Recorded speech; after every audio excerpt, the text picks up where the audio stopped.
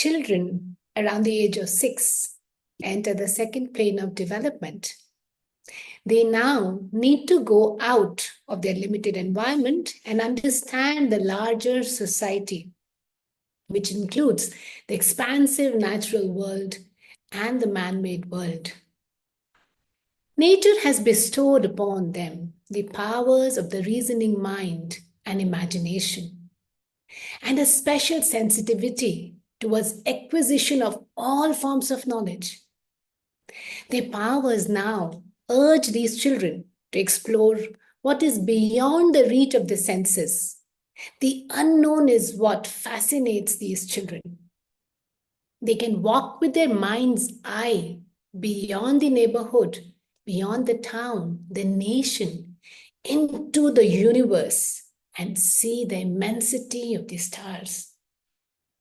They need keys to explore the world as well as opportunities to practice living in a society beyond their immediate family and the small group of the children's house. So a Montessori prepared environment for the 6 to 12-year-olds is planned considering these new powers of imagination and reasoning, the propensity for big work, and their need for social interaction both inside and outside of the closed environment. Let's go visit an elementary environment and see what a day might look like. As you peep into an elementary environment, the one thing that typically catches your attention is the buzz of activity. And no doubt, this buzz is louder than a 3 to 6 environment. You will see groups of children like butterflies, like bees chattering, hovering over things that you may not even notice. Let us begin with the start of the day. What do you see? You will see children walking and talking, going leisurely towards their environment. Many of them taking up to 10 minutes to reach, no matter what the distance is from the school gate. You might not appreciate the fact that they hardly have time to say bye to their parents who have come to drop them off. They, in fact, do not like to be accompanied to the school. They are happy in the school bus, walking down with a friend, or cycling, which is their favorite mode of transport. Simply because it challenges them physically. It makes them feel independent. I can go to school on my own. Let us walk into the environment. Now, along the corridor, you will see children in groups, chit-chatting, greeting each other loudly, and discussing stuff from around the world, a book on Greek mythology, a sport that they may fancy, their latest travel. Their conversations are from around the world, but rarely about what happened in their family last evening, which is generally what the younger children like to share.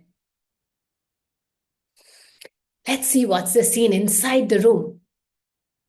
You might find a couple of them catching on to brooms, another pair getting hold of a mop, and many more with dusting cloths.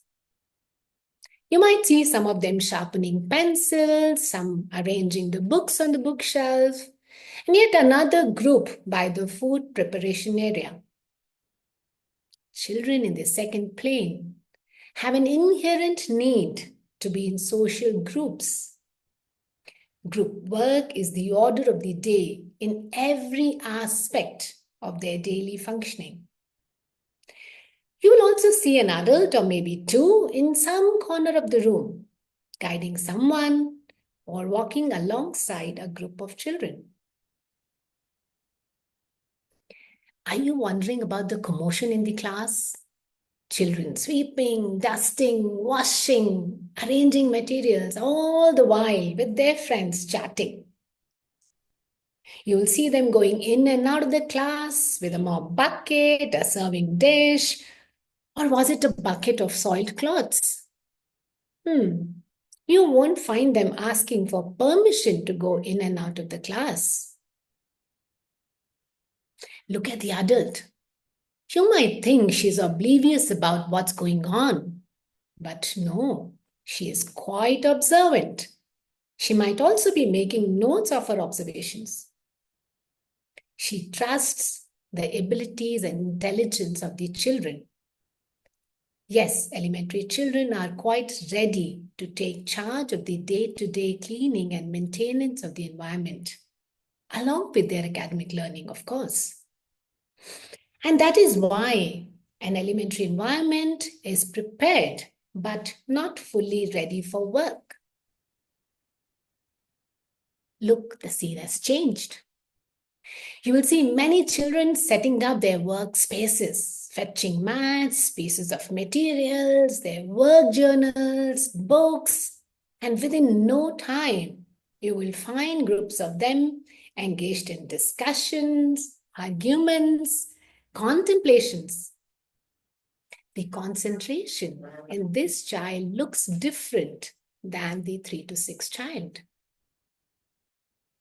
And do not be surprised if you see some of them beginning their day with needlework, practicing a drama, trying a science experiment, or just reading quietly. And what is a guide doing in the midst of all of this? You might see her telling a story to a group of children, maybe showing how to use a compass, or taking a group of children for a tree walk.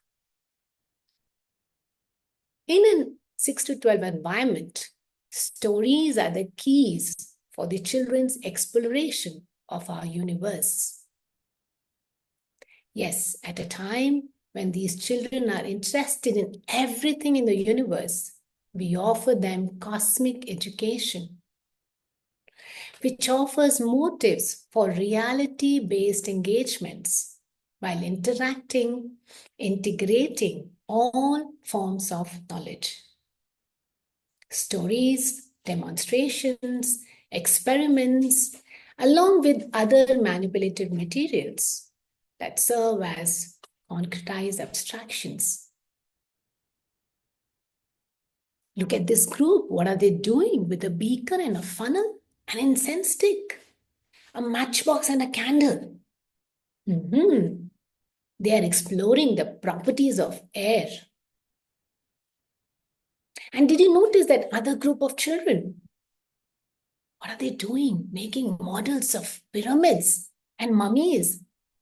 Aha, they are researching how ancient Egyptians lived their lives. Children at the age of 6 and 12 are offered means to satisfy their hunger for knowledge and deep dive in anything they're interested in. The environment provides for a laboratory and a library to discover and interpret the world and support them in their intellectual exploration. Yeah? Some of which they would have experienced sensorially in the 3 to 6 environment. Besides the materials indoors, the children are offered opportunities to go out into the real world in pursuit of knowledge and understanding of the world. For this reason, the prepared environment for the 6 to 12 children is called the dual environment, so that the children can go out to observe nature and extend their inquiries into the society, into the museums, maybe visit a tailoring shop, meet a specialist, and so on. So the environment for these children is not just a learning laboratory for the subject matter, but also for social and moral development. The mixed age groups provide for peer guidance in planning and understanding the academic as well as the non-academic tasks that they do to maintain their environment. Look, there is an argument going on. Or are they discussing, trying to solve a problem? Did you hear the problem? There were not enough dusting cloths in the morning.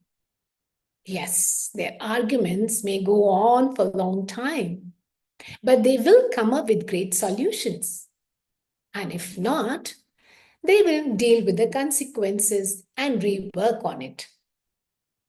These children need to think, reason out, and work things out for themselves. The physical independence that the children needed in primary changes to mental independence in this plane of development.